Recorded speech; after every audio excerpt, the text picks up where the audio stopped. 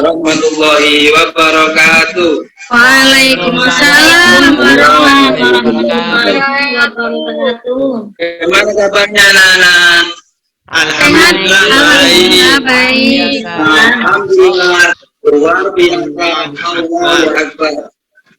Ya, mudah-mudahan semuanya dalam kondisi sehat walafiat. Jangan lupa tetap bersyukur karena sehat itu anak ya. Kalau sakit itu biayanya.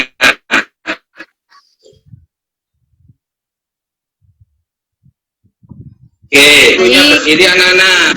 Untuk anak-anak, Pak Juri, Pak Juri, ayo berdiri. Nah, coba nanti itu satu persatu membaca apa menyebutkan Pancasila, dimulai dari Bu Fitri dulu, Bu Fitri. Pancasila. 1. Ketuhanan yang Maha Esa. Pak Jazuli. 2. Kemanusiaan yang adil dan beradab. Pak Cahyadi. Kesatuan Indonesia. Pak Zuri. Kerakyatan yang dipimpin oleh hikmat kebijaksanaan dalam permusyawaratan perwakilan. Dan Bu Romla yang terakhir. Keadilan sosial bagi seluruh rakyat Indonesia. Bagus, semuanya mendapat bintang 4 semuanya anak-anak. Silakan duduk, tepuk tangan.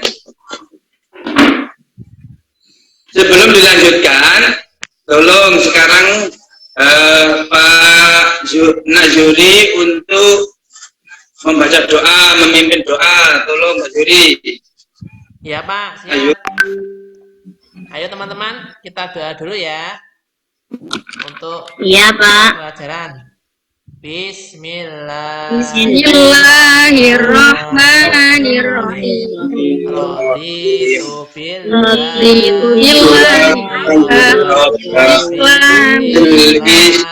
Raditu Wabi Muhammadin nabiyyan wa rasulah. Rabbi zidni ilma warzuqni fahma rahmatika ya arhamar rahimin. Terima kasih. Silakan kembali ke tempatnya Pak Juri. Ya Pak. Anak-anak, sekarang di absen kamu dulu. Apakah semuanya sudah hadir? Juri hadir ya? Ada yang bangku apa enggak? Hadir semua. Pak hadir. Oke, sekarang dilanjutkan sama Pak Muin. Anak-anak, pada pelajaran yang kemarin Pak Muin menjelaskan tentang apa anak-anak? Ayo, ada yang tahu, ada yang masih ingat? Buromla, masih ingat Buromla? Apa? Pak ya. Apa? Pak Yadi? Tak ingat Pak. Tentang sholat Pak. Sholat. Apa? Tentang Apa sholat. Bu Fitri? Tentang Oh sholat. sholat, iya. Tapi ada tulisannya sholat apa ya kira-kira ya? Sholat. Sholat Apa ya? Rawatib Pak. Rawatib. Sholat rawatib anak-anak. Coba Pak Zuri, apa pengertian sholat rawatib kemarin? Sholat rawatib itu sholat yang dilaksanakan sebelum sholat fardu atau sesudahnya. Bagus. Iya, bintang 3 ya Pak Zuri. Bagus. Sholat rawatib itu adalah sholat yang mengiringi sholat fardu. Nah, kali ini kita akan belajar tetap sholat. Nah, tetap dalam konteks belajar sholat, yakni senangnya sholat bagi orang yang sakit. Itu anak-anak. Jadi kali ini kita belajar senangnya sholat bagi orang sakit. Bentar anak. Tujuan pembelajaran kali ini yaitu tujuannya siswa mampu menjelaskan, ya, mampu menganalisis, mampu mempresentasikan dan mampu mempraktekkan ya tata cara sholat bagi orang yang sakit dengan cara duduk dengan benar. Nanti kita akan belajar ya sholat bagi orang yang sakit ya, yang tidak bisa berdiri itu. Nah, itu bisa dengan duduk tapi dengan cara yang benar. Itu anak-anak ya. Bisa dipahami anak-anak? Bisa, Pak. Bisa, Pak. Bisa, Pak. Oke. Selanjutnya, Pak Muin habis ini akan membagi kelompok. Yang pertama, kelompok pertama yaitu Nakzuri. Kelompok kedua kemarin itu diisi oleh Bu Romla, ya kelompok kedua. Mbak Romla, kelompok 2 Mbak Ya, Romla. Mbak Romla. Ya. Yang ketiga itu diisi oleh Nak Cahyadi. Dan kelompok yang diisi oleh Nak Jazuli. Dan yang kelima diisi Fitri. Ada yang kurang jelas anak-anak? Sudah, Sudah Pak. jelas, Pak. Jelas. Ya, oke, sekarang diperhatikan kalau sudah jelas. Nah, Pak Muin akan membagikan LKPD ini ya, silakan ini dibaca anak-anak ya. Ya, LKPD-nya tugas untuk kalian nanti. Yang pertama, kelompok 1 Nakzuri itu sebagai tim ahli akan mendiskusikan ya gerakan sholat dan mempraktekkan sholat dengan cara duduk. Jadi ya, yang kelompok kedua Nak Romla sebagai tim ahli, Nak Romla nanti akan berdiskusi dengan kelompoknya dan mempresentasikan kepada kelompoknya tata cara dengan sholat dengan cara duduk, sholat dengan cara duduk, ya. Kelompok yang ketiga Nak Cahyadi. Nak Cahyadi ini sebagai tim ahli akan berdiskusi dengan kelompoknya ya mengenai ketentuan sholat dengan cara duduk. Yang keempat yaitu Nak Jazuli. Nak Jazuli juga sebagai ahli mempresentasikan atau mendiskusikan dengan kelompoknya ya dengan kelompok tentang apa hikmah sholat dengan cara duduk. Yang kelompok kelima itu Fitri. Nah, Fitri ini silakan berdiskusikan ya masalah kesimpulan sholat dengan cara duduk. Oke, siap, Bisa Pak. dimengerti? Insya Allah, Nah, Pak. mendiskusikan ini di samping nanti melihat tayangan yang ditayangkan oleh Pak Muin, anak-anak bisa melihat sumber belajar yang dipegang anak-anak itu berupa buku itu ya. Nah itu ya silakan nanti didiskusikan setiap kelompoknya masing-masing yang dipimpin oleh tim ahlinya itu tadi. Bisa dimengerti anak-anak? Iya, Pak. Oke, kalau begitu coba lihat dulu yang Bapak tampilkan di layar ya.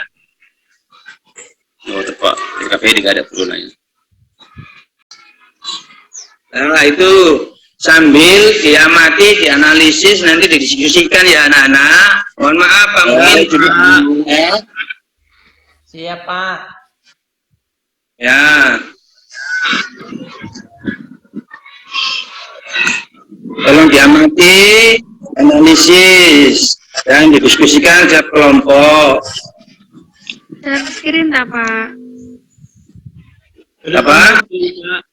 Videonya Nggak mana, tampil, Pak? Pak. Nggak tampil, Pak. Tampil ya. Ya. Apakah sudah share screen ini? Belum apa sudah?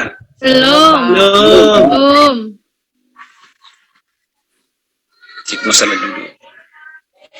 Jadi kosa dong orang bodoh hitung aja. Ini sudah kelihatan? Belum, Pak. Belum, Pak. Oh belum ya. Dari anak-anak. Ya. Ini kelihatannya jaringannya lagi trouble anak-anak.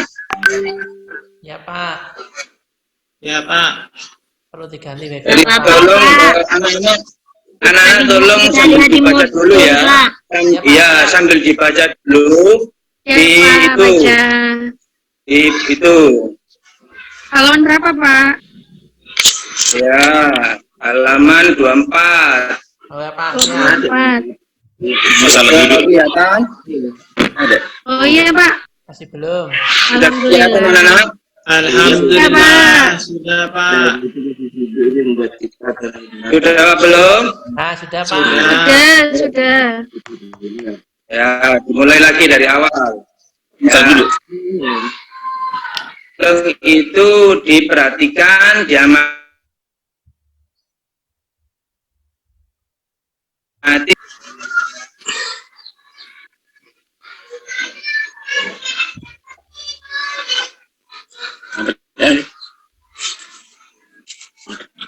Ada pertanyaan, Pak Jayadi?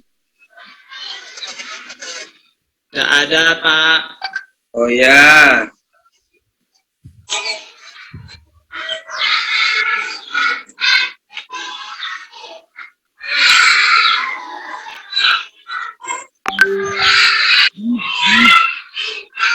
Pak, itu duduknya harus di atas kursi ya, Pak?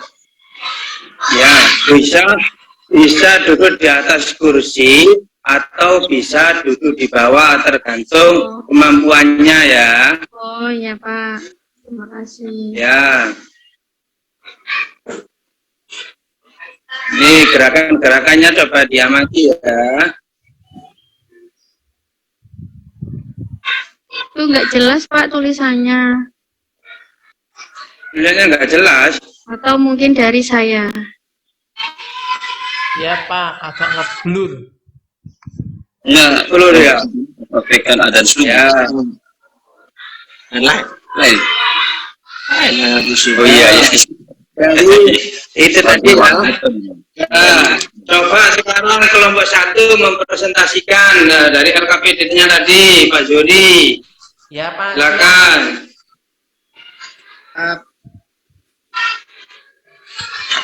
Praktek soal ya Pak ya. Ya. Bismillah. Nah, Allah. Salah baca ya? Allah. Benar. Manfaat salat itu ya. Miring, Pak Suri, miring. Miring. Oh miring. Ya, oh iya. Kita yang itu kita 4 kelompoknya Pak Juri. Ya, Ya. Sekarang Ya, coba. Ya. Kelompoknya Bu Romla, silakan mendiskusikan di kelompoknya. Iya, dari kesimpulan dari diskusi yang kami peroleh, yaitu sholat dengan cara duduk. Sholat dengan cara duduk itu bisa dilakukan ketika sudah tidak mampu melaksanakan sholat dengan berdiri. Adapun tata cara sholat dengan duduk, yang pertama, duduklah menghadap kiblat dengan posisi iftirash. Kemudian berniat sesuai sholat yang akan dikerjakan dan bertakbiratul ihram sambil mengangkat kedua tangan. Kemudian selanjutnya, setelah takbiratul ihram, kedua belah tangan disedekapkan di atas dada dengan posisi pergelangan tangan kanan di atas pergelangan tangan kiri. Sesudah itu, membaca doa iftitah, surat Al-Fatihah dan surat dari Al-Quran. Sudah itu ruku, yaitu dengan duduk membungkuk sedikit ke arah dengan membaca tasbih ruku. Kemudian iktidal dengan cara duduk kembali seperti semula serta membaca tasbih iktidal. Sesudah itu sujudlah sebagaimana sujud biasa. Kemudian duduklah kembali menyempurnakan rakaat yang kedua sebagaimana rakaat yang pertama. Itu Bapak. Ya. Nah, itu. Ya. Nah, sekarang coba untuk kelompok 3, Pak Jayadi, Bu Kholi, Pak Jayadi. Mas Cahyadi. Mas Jayadi. Ayo, Mas Ya. Cahyadi. Dari hasil diskusi kelompok kami, Pak, Allah Subhanahu wa Ta'ala memerintahkan kepada hambanya sesuai dengan tingkat kemampuan orang yang sakit tetap diwajibkan sholat. Jadi orang sakit tetap wajib melaksanakan ibadah sholat. Sebagaimana sabda Rasulullah Sallallahu Alaihi Wasallam, Allahumma shalli wa sallim alaihi. sambil berdiri, jika kamu tidak mampu sambil duduk, dan jika kamu tidak mampu sambil berbaring diri. Hadis riwayat Bukhari. Bagus. Ya, Bu Romla tadi belum dapat nilai ya, juga dapat 4 bintang. Nah, Terima jadi kasih, juga. Pak. Ya. Tepuk tangan untuk kedua kelompok.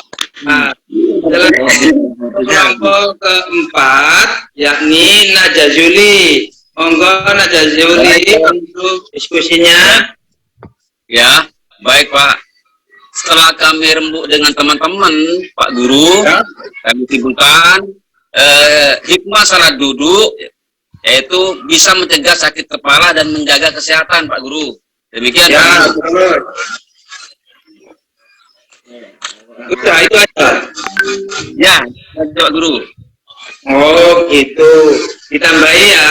Ada yang menambahkan apa hikmahnya di samping? Saya, Pak.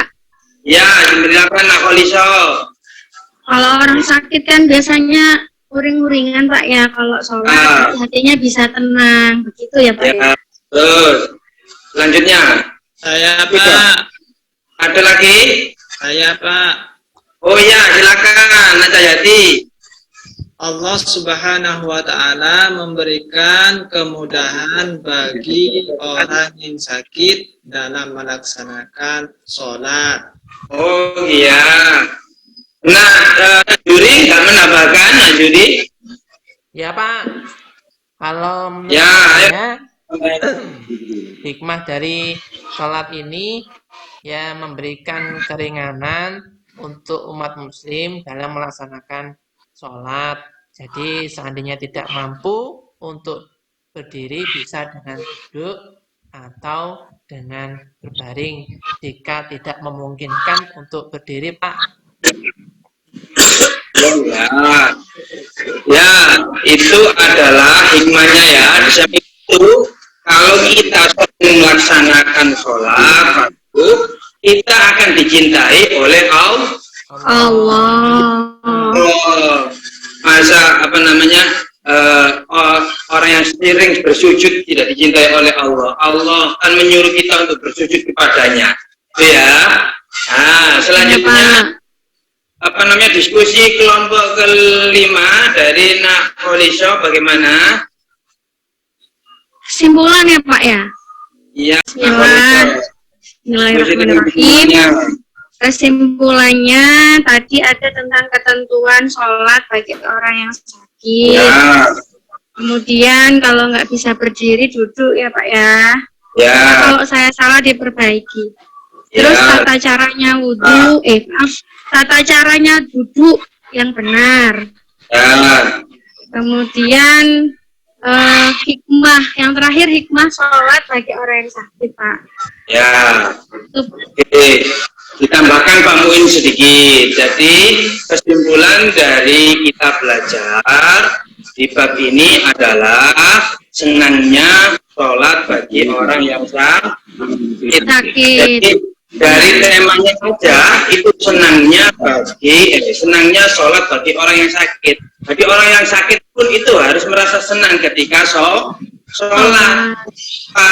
Karena Allah memberikan rukhsah kepada kita semuanya. Kalau kita nggak bisa sholat dengan berdiri, boleh dengan duduk. Kalau nggak bisa dengan duduk, boleh dengan tidur atau berbaring. Itu ya. Rukhsah itu kemudahan atau keringanan yang diberikan oleh Allah untuk melaksanakan sholat. Nah, ya semuanya mendapat 4 bintang semuanya anak-anak dari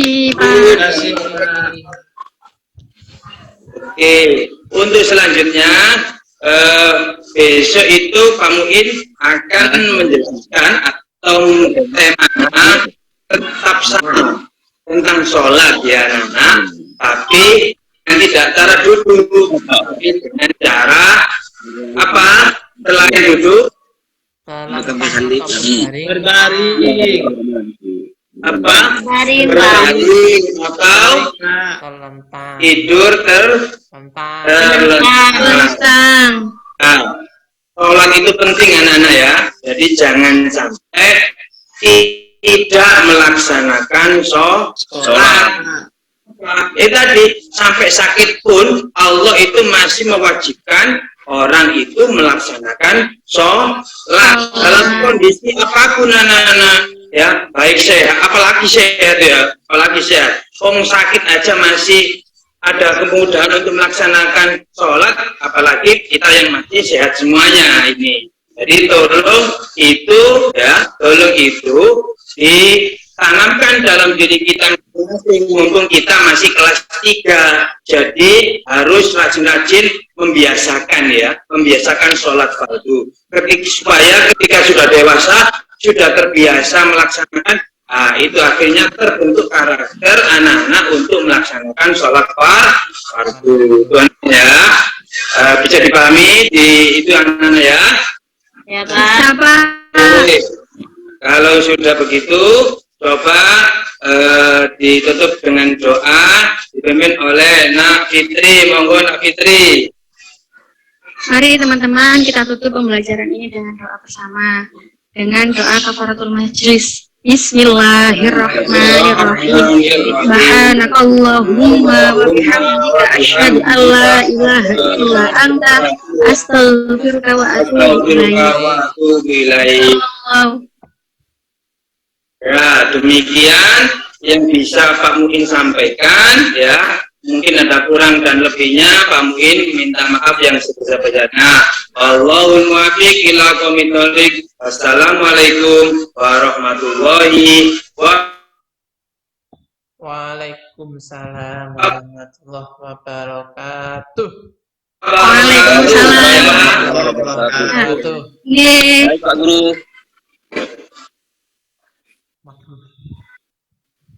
Terima kasih Pak Muin, kita berikan applause untuk Pak Muin semuanya. Waktunya Pak Muin 24 menit ya. Silakan nanti disesuaikan lagi. Pak Muin, mohon maaf, Iya, itu Pak. baju baru ya? Ini Pak. Bukan Pak, tapi disiapkan oleh istri tadi pagi Pak. Tampaknya bajunya adiknya itu kalau nggak baru, Bukan Pak. Mancing. Tak bisa mancing. sehingga rangsel yang depan itu kelihatan Pak. Oh gitu Pak. Mohon maaf Pak. Ya. Jadi Bapak Ibu mohon untuk menyiapkan yang terbaik ya, sehingga nanti tampil di depan peserta didik, atau kalau masih berdiri di depan kita itu ya memang benar-benar itu yang terbaik ya. Kalau misalkan pakai baju seperti itu ya dimasukkan bajunya, jangan sampai agak ketat seperti itu sehingga nanti nyaman gitu. Ya Saya Pak. tadi Mohon maaf melihat Pak. Pak Fatrul kurang nyaman karena mungkin bajunya tidak terbiasa dipakai seperti itu. Ya, Ya. karena harus pakai baju cuci Prof. Mohon maaf Prof. Yang nilainya dicuci soalnya Prof. Mohon maaf. Ya. Pak Muin, ini Iya. PPT-nya itu PPT itu kan PowerPoint lah, iya. PPT Ya. itu kan PowerPoint, tapi saya melihat tidak ada powernya. Karena terlalu banyak, satu slide itu terlalu banyak tulisannya. Misalnya Ya, Pak. Bapak ketika ada slide tujuan pembelajaran itu penuh ya. Ya Prof. Penuh sekali, itu enggak power sama sekali. Jadi Bapak Ibu sekalian yang lainnya juga mohon diperhatikan, ketika Bapak Ibu membuat PowerPoint jangan sampai satu slide itu lebih dari 5 baris. Ya Prof. Siap, Prof. Satu slide jangan lebih dari 5 baris ya, dan kalimatnya itu disederhanakan, dipadatkan, diperjelas sehingga tidak seperti yang terjadi pada Pak Fathul Muin. Coba PowerPoint tapi kok banyak sekali. Terus yang power yang mana? Ya, mohon maaf, Prof. Itu. Jadi singkat-singkat saja, nggak perlu kemudian itu dibuat langsung dimasukkan di slide PowerPoint, nggak boleh. Ambil yang poinnya saja, ya. Demikian juga materi pembelajaran juga begitu. Masa itu di buku langsung di copy ke itu ya, nggak seperti itu ya PowerPoint itu. Yang kedua terkait dengan model pembelajaran. Saya tadi sedikit dengar ada kata-kata kelompok ahli, benar ya? Iya, Prof. Berarti Pak Fathul Muin menggunakan Jigsaw tipe cooperative learning-nya. Oke. Cooperative learning tipe Jigsaw. Bapak sudah hafal, sudah menguasai langkah-langkah cooperative learning tipe Jigsaw. Ya, sedikit banyak yang sudah saya sampaikan tadi, Prof. Mohon maaf kalau ada kurangnya, Prof. Jadi begini Pak Fathul Muin, untuk cooperative learning tipe Jigsaw itu tidak ada presentasi kelas. Apalagi Bapak menunjuk misalnya tadi Pak siapa untuk ketua kelompok ahli A, ketua kelompok ahli B, itu tidak ada. Yang pertama harus dibentuk adalah kelompok asal atau kelompok Jigsaw. Dan membentuknya bisa menggunakan random, acak misalnya. Ada siswa 28, kemudian Bapak ingin satu kelompok itu nanti ada, misalnya ada 4 subbahasan, berarti nanti ingin ada 4 kelompok gini. Berarti ada berapa? Ada 4 pokok bahasan, berarti ada 7 kelompok asal. Lah nanti Bapak harus merandom peserta didik dengan berhitung 1, 2, 3, 4, 5, 6, 7. Ya, itu. Sehingga nanti ada 7 kelompok asal. Dari 7 itu nanti masing-masing bisa ya 7 kelompok ahli, 7 kelompok asal. Kemudian dari setiap kelompok kan ada 4 peserta didik. Dari 4 peserta didik nanti bisa dibagi menjadi kelompok ahli dengan cara masing-masing kelompok berhitung atau membaca alfabet A, B, C, D. Ya, jadi nanti anggota kelompok ahli A nanti bisa bergabung dengan anggota kelompok ahli B yang punya alfabet yang sama. Jadi begitu, dan tidak ada presentasi kelas ya. Jadi presentasinya di kelompok asal. Jadi caranya seperti itu, tidak ada kelompok ahli yang presentasi di depan kelas. Untuk waktunya tadi sudah saya sampaikan 24, mohon nanti dicermati lagi. Dan tadi saya sempat melihat tujuan pembelajaran tapi tidak sempat disampaikan gitu. Karena mungkin tadi ada trouble masalah backgroundnya sehingga tidak sempat disampaikan tujuan pembelajaran kegiatan pendahuluan. Jadi Bapak Ibu sekalian, tolong diingat bahwa pada saat kegiatan pendahuluan Bapak Ibu harus menyampaikan satu motivasi peserta didik, apakah itu dengan mengatur tempat duduk atau merapikan meja kursi atau yang lainnya. Atau misalnya dengan suruh untuk semuanya berdiri agar mereka siap. Kemudian yang kedua, Bapak Ibu juga harus melakukan motivasi sudah persepsi, kemudian menyampaikan tujuan pembelajaran. ini harus dilakukan ya. Demikian juga pada saat kegiatan penutup harus ada menyimpulkan, harus ada memberikan penilaian, harus ada refleksi dan harus ada tindak lanjut. Itu rukunnya pembelajaran ya. Terima kasih, mohon Bu Lutfia dipersilakan. Assalamualaikum Pak Salam, Muin. Bu. Bu. Secara keseluruhan sudah dijelaskan oleh beliau beruntun ya. Di sini saya menambahi tadi di awal jenengan masih lebih banyak memanggil Pak dan Ibu ya. Bu, ya, Bu. Enggak apa namanya gabung Lepotan, Bu. Nggih, mboten napa-napa. Yang kedua, ketika meminta tolong kepada siswa untuk berdoa, jangan nggak usah menggunakan kalimat hindari kata tolong. Tolong ya, jangan. Kalau sudah menjadi jadwalnya, silakan Ananda siapa? Ananda Zazuli, seperti itu langsung, nggih. Terus yang ketiga, hindari pemenggalan kata, Pak. Tadi jenengan menggunakan oleh Allah lah, itu diplesetkan nanti kan bahaya. Jadi ada pemanggalan, terus ada kata-kata sholat far, nah itu terus ditambahi dalam teman. Ya kalau seperti ini aman, tapi kalau di antara teman jenengan, di antara ini tiba-tiba memberikan plesetan pripun terusan, ya. Terus kegaduhan dalam kelas, tadi saya melihat. Mohon maaf, mikrofonnya Pak Jazuli, Pak Roy ini kan tidak tertutup. Jadi ketika tadi jangan menerangkan atau apa tadi masih terdengar gemeriuk, suara rame, nggih mboten Pak Jazuli. Nanti ditutup mawon jika sudah terjadi interaktif antara peserta didik dengan guru. Silakan dilanjut selanjutnya sinten nggih. Ya, Bu. Pak Cahyadi nggih ya. Monggo silakan Pak Cahyadi. Nggih.